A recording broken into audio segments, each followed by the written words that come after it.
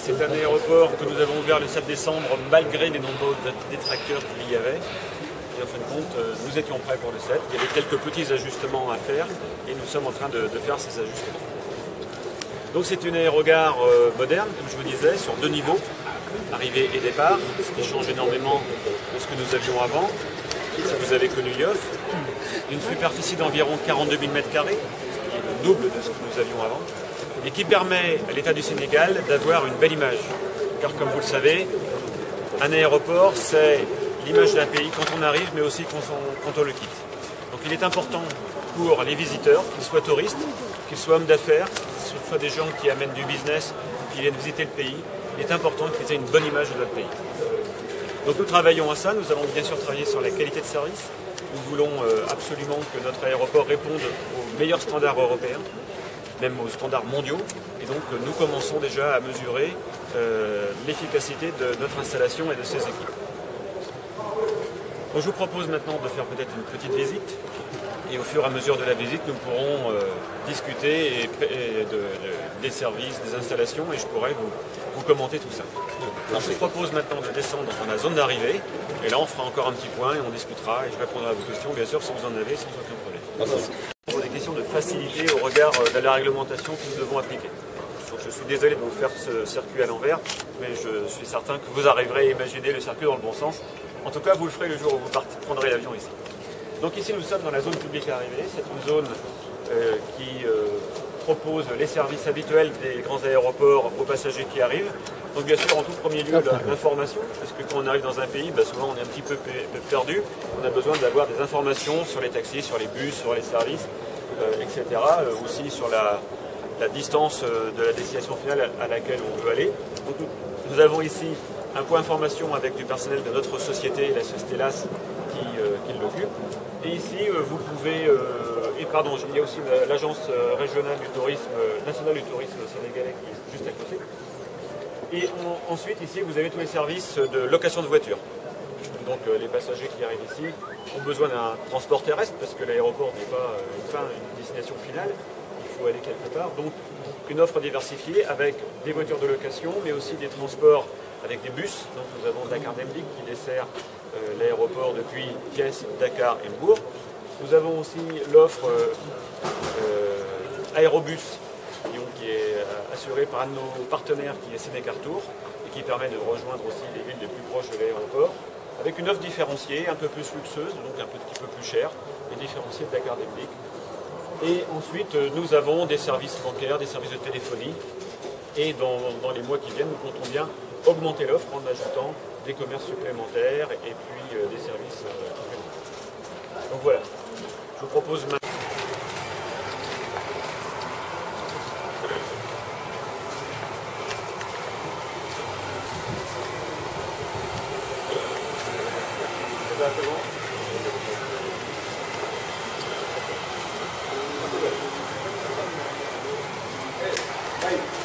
Les passagers peuvent venir ici pour attendre leur bagage. Donc nous sommes dans une salle d'arrivée qui, comme vous le voyez, est assez vaste. Nous avons 4 tapis à bagages et nous comptons bien soit avoir un 5e tapis à bagages dans l'avenir ou alors agrandir un des tapis existants, de manière à ce que les passagers puissent prendre leur bagage rapidement et pouvoir sortir de l'aéroport rapidement. Avant de sortir, bien sûr, ils passeront au travers ce magasin qui est juste derrière vous, que vous pouvez apprécier, qui est un magasin qui pour le moment n'est pas encore duty free. Nous travaillons avec les instances gouvernementales pour pouvoir passer ce magasin en régime duty free, ce qui sera quelque chose de très intéressant pour l'ensemble de la profession et puis les passagers, puisque les passagers n'auront pas acheté duty free dans une grande capitale européenne, pourront l'acheter en arrivant à Dakar, ce qui leur évitera de se balader, de se surcharger pendant le voyage avec des sacs. Et puis bien sûr, en achetant à Dakar, ça rapportera au Sénégal. Donc il est important pour nous que nous puissions avoir une offre ici avant de quitter l'aéroport pour les gens qui ont oublié soit du parfum, soit des confiseries, soit des produits duty free qu'ils désirent acheter. Voilà.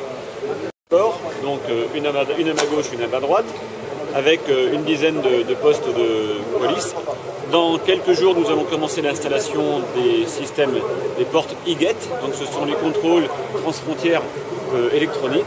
Donc les gens qui ont un passeport biométrique peuvent passer à travers cette machine sans voir un policier et rentrer sur le territoire grâce à l'analyse biométrique et électronique du passeport. Voilà. Donc ici nous avons bien sûr les services attendus dans une salle d'arrivée bagages, comme le service bagage, puisqu'il arrive quelquefois que des gens aient quelques petits problèmes avec leur bagage à l'arrivée. Donc il y a ici un service bagage qui s'occupe de répondre aux attentes des passagers et de récupérer les bagages dans les meilleurs délais. Voilà, je vous propose maintenant, toujours, s'il vous plaît, veuillez bien respecter cette consigne. Pas de fonctionnaires en tenue en photo et pas de machine de sûreté en photo. Voilà. Puisque nous sommes ici, j'aimerais aussi insister sur quelque chose qui peut paraître anodin, mais qui est important pour le service apporté aux passagers, c'est les chariots à bagages. Donc nous avons ici un parc de plus de 1000 chariots à bagages. Nous avons besoin de beaucoup de chariots puisque nous sommes sur 2 niveaux, niveau départ, niveau arrivée, mais aussi nous devons mettre des chariots à disposition des passagers sur les parkings. Donc nous avons ici aujourd'hui un parc supérieur à 1 millier de chariots, et donc tous ces chariots sont gratuits. C'est-à-dire qu'aujourd'hui on peut les prendre parce que c'est le début, demain on pourra mettre une pièce de 100 francs ou de 200 francs, mais en tout cas quand on rend le chariot on récupère sa monnaie. Enfin c'est 100 francs ou c'est 200 francs, donc c'est gratuit pour le passager, c'était important de le souligner. On y va, pliez vos appareils photo, le couloir des arrivées, mais aussi des transits. Donc les passagers qui arrivent de l'avion descendent des passerelles. Vous avez certainement noté que nous avons ici 6 passerelles qui permettent de mettre les avions en contact et d'embarquer et de débarquer les passagers rapidement et en tout confort, parce que quelle que soit la température extérieure, ils vont directement de l'avion à l'aérogare.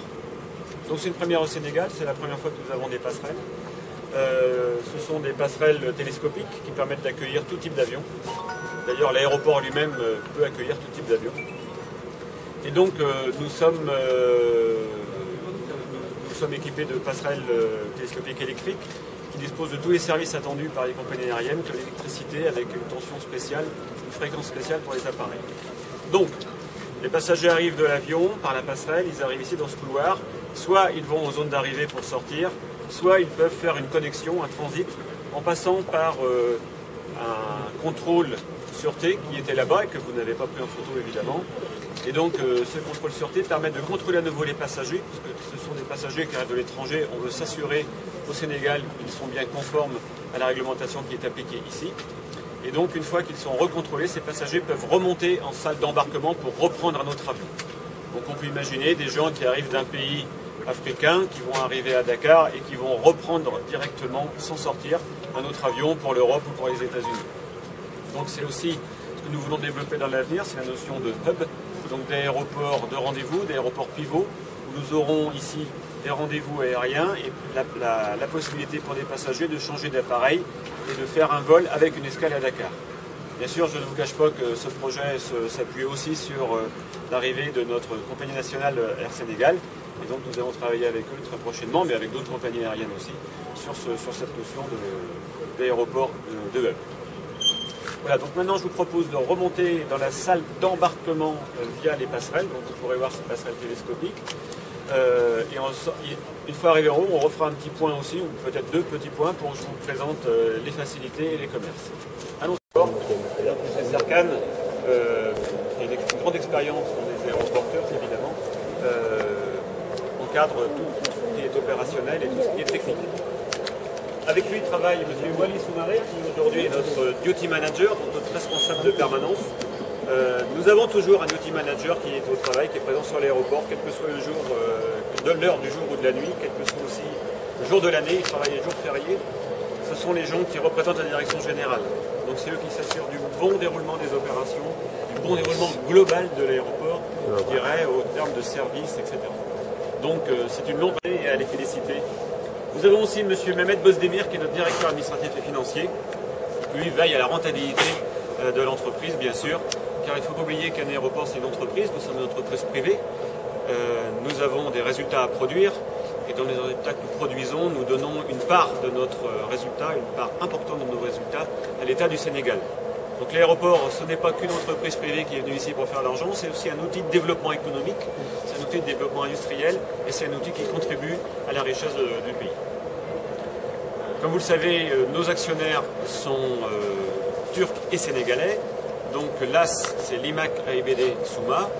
L'IMAC est une entreprise qui fait du travaux public, mais qui construit aussi actuellement l'Istanbul Grand Airport, qui a vocation à devenir le plus grand aéroport du monde, avec une capacité à terme de 160 millions de passagers. Je voudrais juste souligner qu'ici, aujourd'hui, nous avons une capacité de 3 millions de passagers pour un trafic de 2 millions. L'IMAC a opéré aussi l'aéroport d'Istanbul Sabiha Gökçen, qui est un aéroport d'environ 25 millions de passagers. Souma, lui, est une entreprise qui est orientée de travaux publics, que vous connaissez, puisque Souma a construit le centre à Boudiouf, a construit le centre de conférence, est en train de construire actuellement l'Arena à Diamniadio, et a construit l'hôtel Radisson qui se trouve entre l'Arena et le centre de conférence. Donc ce sont des entreprises qui ont prouvé leur efficacité en terminant les travaux ici dans un délai très court. Et bien sûr, le dernier actionnaire, mais pas le moindre, c'est AIBD qui représente l'État du Sénégal, qui détient 34% des parts, les autres détenant chacun 33%. Donc voilà comment est composée structurellement en termes de capital la société. Donc maintenant nous sommes dans la zone d'embarquement, et donc le passager, après avoir fait ses formalités, arrive ici et retrouve un certain nombre de services. Tout d'abord de l'espace, ce qui est important que les gens soient à l'aise. Et donc nous avons dans notre cahier des charges l'obligation de respecter un standard de qualité. Je vais vous faire le détail technique, mais qui correspond à un standard IATA, donc l'Association internationale du transport aérien, et donc qui demande à ce qu'il y ait quand même de l'espace pour le passager et sa valise, de manière à ce qu'il puisse se sentir confortable dans l'aérogare. Nous avons bien sûr des toilettes qui sont neuves, que nous entretenons régulièrement.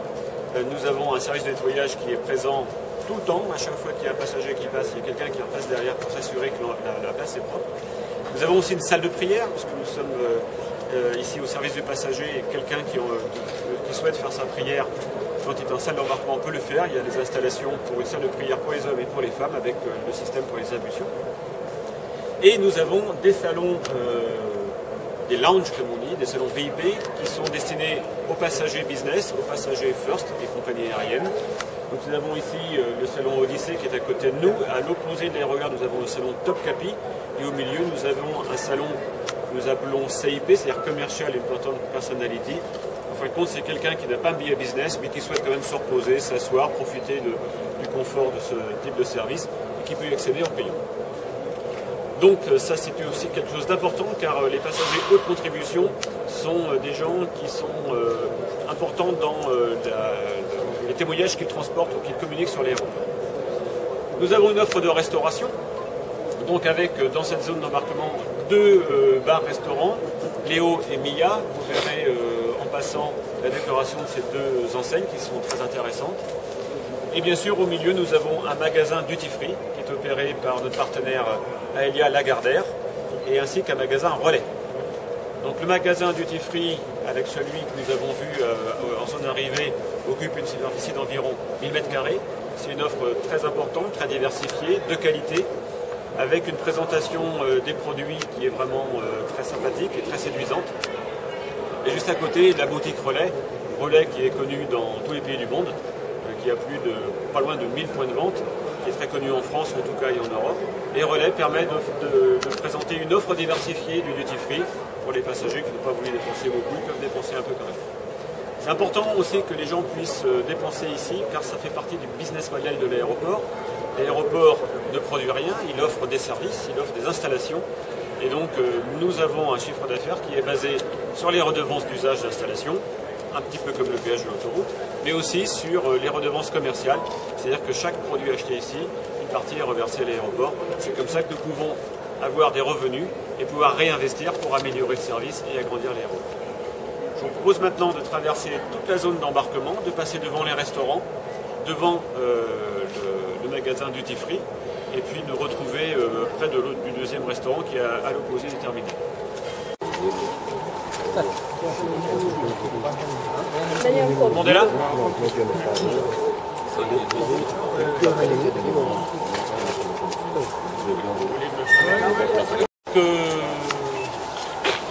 Donc voilà, vous avez pu apprécier la qualité de l'aérogare. Vous voyez que nous avons une installation de qualité qui est très valorisante pour le pays. Nous avons encore de l'espace disponible pour pouvoir implanter d'autres commerces. Donc nous avons ouvert il y a à peine un mois, il y a plus d'un mois. On a eu quelques petits ajustements à faire et quelques petits imprévus à régler, je dirais. Et donc maintenant nous allons nous consacrer au développement, au fond du développement de l'aéroport. Donc nous allons pouvoir commencer à avoir des contacts et à faire des appels d'offres pour implanter des commerces complémentaires et avoir une meilleure offre pour les passagers. J'en profite aussi pour souligner quelque chose qui est très important dans le monde aéroportuaire, qui nous tient à cœur, c'est la sécurité et la sûreté. La sécurité, c'est protéger les personnes et les biens, bien sûr, des accidents. Les matins, quand vous prenez votre voiture, vous mettez votre ceinture de sécurité. C'est pour vous protéger en cas d'accident. Mais il y a aussi la sûreté, et la sûreté, c'est toutes les mesures qui sont prises pour éviter les actes de malveillance. Donc, vous savez, dans le transport aérien, c'est quelque chose qui est très important. Nous travaillons avec la haute autorité et les services de l'État pour mettre en place des règles internationales et nationales, évidemment. Et nous veillons à ce que la sûreté et la sécurité soient bien appliquées sur l'aéroport. Je ne veux pas trop de détails parce que ce sont des sujets un peu sensibles. Ce que je peux vous dire aussi, qu'on peut allier les deux sujets sûreté et qualité de service. C'est pour ça que sur les postes d'inspection filtrage, nous avons innové en allongeant, en étendant le plus possible les lignes de contrôle. Hier à Yoff, nous avions des lignes qui faisaient que quelques mètres et les passagers étaient un petit peu les uns sur les autres, les fonctionnaires de police étaient un petit peu à l'étroit aussi. Ici, nous avons choisi de les étendre. Nous avons des PIF, des postes d'inspection filtrage qui mesurent 16 mètres de long. Ça permet aux gens de se préparer tranquillement, ça permet aux agences de sûreté de les renseigner tranquillement. Et ensuite, une fois qu'ils sont passés les contrôles, ça leur permet aussi d'avoir de la place pour récupérer leurs affaires, leurs ceintures, leurs clés et repartir vers le duty free avec l'esprit libre. C'est important qu'ils aient l'esprit libre puisqu'il faut qu'ils puissent acheter dans le duty free. Voilà. Parce que quelque chose qui est très important, c'est à la fois allier la réglementation de manière stricte et de pouvoir continuer à offrir une qualité de service. Comme on dit, c'est d'avoir une bonne expérience client sur l'aéroport. Je vous propose maintenant de jeter un coup d'œil dans un de nos salons. Donc ici, c'est le salon Top Capri, l'opérateur de la société Infinite, qui est une société sénégalaise, une jeune société sénégalaise, qui opère, nous autorise à jeter un petit coup d'œil. Donc je vous propose tout simplement d'y aller, puis on se retrouve dès que vous avez terminé de faire des images et des photos dans le salon.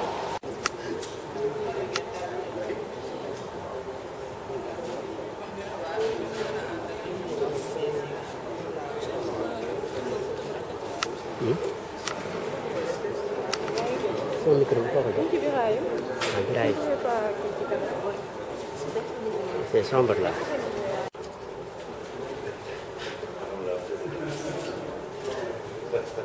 C'est bon ? Rentrer ici sans avoir un billet d'avion ou alors une carte de navigant, personne navigant, pilote quoi, ou hôtesse, et ou alors tout simplement être passager, mais il faut présenter son billet d'avion. Donc seuls les gens qui disposent de ces éléments peuvent rentrer. Ça veut dire que pour rentrer dans cette zone, il va y avoir un contrôle et toutes les personnes qui accompagnent ne pourront pas rentrer. Il faudra faire ses adieux au moment de ce premier contrôle avant de rentrer en zone d'embarquement. Ici, donc, vous pouvez voir la qualité des lieux, toujours. Nous sommes divisés en deux zones, de 22 banques d'enregistrement chacune, et avec au milieu un contrôle centralisé des passeports pour tous les vols internationaux, et derrière, le contrôle sûreté, que je vous ai expliqué tout à l'heure avec les lignes étendues. Juste derrière vous, nous avons une petite porte pour les vols domestiques, donc les vols qui partent sur une destination Sénégal. Et donc ces vols n'ont pas de contrôle passeport, puisqu'on reste dans le pays, mais ont juste un contrôle sûreté, puisqu'on prend l'avion. Donc c'est important de le souligner.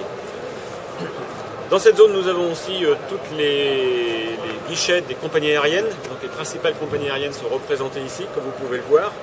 Et elles ont des guichets à double vitrine. Donc une vitrine côté public pour pouvoir répondre aux gens qui n'ont pas encore de billets, et une vitrine côté enregistrement pour répondre aux gens qui ont leur billet et qui veulent avoir des informations supplémentaires avant de prendre l'avion.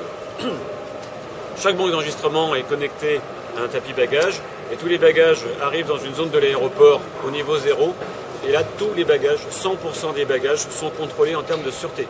C'est une exigence internationale, c'est une réglementation qu'il faut absolument appliquer.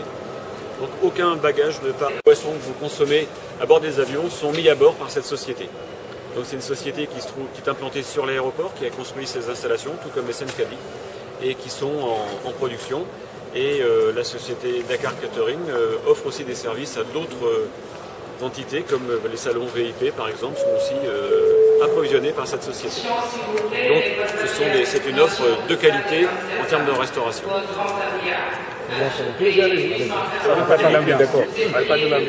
Très bien. Je tiens aussi à souligner que nous avons des installations qui sont à proximité de l'aérogare, qui sont destinées aux VIP et aux ministres, donc avec un salon VIP qui est partagé entre le ministère des Affaires étrangères, ce qui permet de recevoir les ministres et les ambassadeurs, et aux représentants religieux aussi, et une partie purement VIP avec des gens qui sont des businessmen, des hommes d'affaires, certains même volent avec leurs propres avions. Et donc nous avons ce service qui est juste à côté de l'aérogare, qui est un service essentiel sur un aéroport de capitale comme nous sommes ici. Nous retrouvons un peu plus loin un terminal un peu particulier, c'est le terminal pèlerin, donc qui permet d'accueillir au départ comme à l'arrivée les pèlerins qui partent en pèlerinage soit à la Mecque, soit à Rome. Et donc ce terminal est très utilisé à la période des pèlerinages, évidemment, assez peu utilisé en dehors de cette période, donc nous l'utilisons quelquefois à des fins un petit peu différentes. Par exemple, avant l'ouverture de l'aéroport, nous avons eu à tenir un conseil des ministres dans ce terminal, et donc c'était très intéressant et très plaisant pour nous d'accueillir le Premier ministre avec toute la délégation ministérielle sur notre plateforme. Voilà, j'aimerais aussi souligner le fait que en termes de restauration, donc nous avons vu tout à l'heure les deux restaurants bar bistrot qui sont en zone d'embarquement. Nous avons en zone publique 2 bars, donc vous avez peut-être pu voir le premier bar qui se trouvait là ici dans cette zone de départ. Nous avons un deuxième bar resto qui est en finalisation, en train de finir sa construction au niveau arrivée. Nous sommes passés à côté tout à l'heure, il va être livré dans quelques jours. Et pour le personnel, nous avons mis en place une offre particulière destinée au personnel avec des tarifs qui correspondent aux besoins du personnel, qui sont dans les bâtiments administratifs et dans des zones reculées de l'aéroport. Les employés ainsi peuvent aller manger à des tarifs tout à fait compétitifs, un bon repas, parce qu'il est important pour nos employés qu'ils soient en forme pour travailler et pour offrir le meilleur service aux clients. Voilà, je vous propose maintenant de terminer notre visite en repassant en zone publique, là où on s'est rencontrés, et je répondrai à vos questions, bien sûr, si vous en avez. Tout à l'heure, je vous ai parlé brièvement du personnel au travers de sa restauration, mais j'aimerais aussi souligner que la société LAS, le gestionnaire de l'aéroport, qui a une concession de 25 ans avec l'État du Sénégal, emploie environ 600 personnes, un peu plus de 600 personnes, et que l'aéroport, toute société confondue et toute administration confondue, offre environ 3000 emplois. 3000 c'est beaucoup, mais il faut aussi intégrer le fait que nous travaillons 24 heures sur 24. Donc pour ceux, quelquefois, il faut embaucher 5-6 personnes pour occuper un poste H24. Donc voilà, c'est pour ça que nous arrivons à cette quantité. Voilà, bien sûr, nous avons des liens très, très proches avec l'environnement, le voisinage de l'aéroport. Nous sommes sur la commune de Dias et donc nous avons des contacts rapprochés avec la municipalité de Dias, mais aussi de Keur-Moussa, qui sont les communes qui nous ont accueillis. Et donc aujourd'hui, la preuve en est, nous tenons aussi à avoir des relations de proximité avec les gens de la région de Thiès. Nous sommes dans la région de Thiès. Nous sommes l'aéroport de Dakar, l'aéroport de la capitale se trouve à Thiès. Et donc c'est pour ça aussi que l'aéroport a choisi de s'appeler Dakar Dias Aéroport. Voilà, j'espère que cette visite vous a convenu. J'espère que vous avez pu faire de belles images et que vous pourrez emporter un bon souvenir et surtout un bon témoignage à vos lecteurs et à vos auditeurs. Avant de répondre à vos questions et pour être sûr de ne pas l'oublier, je voudrais remercier Tiliane Kamba et son équipe pour la coordination pour vous recevoir aujourd'hui. J'aimerais aussi remercier les représentants de la haute autorité des aéroports du Sénégal de leur aide, car sans eux nous n'aurons pas pu faire ce circuit aujourd'hui. Donc je tiens chaleureusement à les remercier et de nous avoir accompagnés. Voilà, je suis à votre disposition.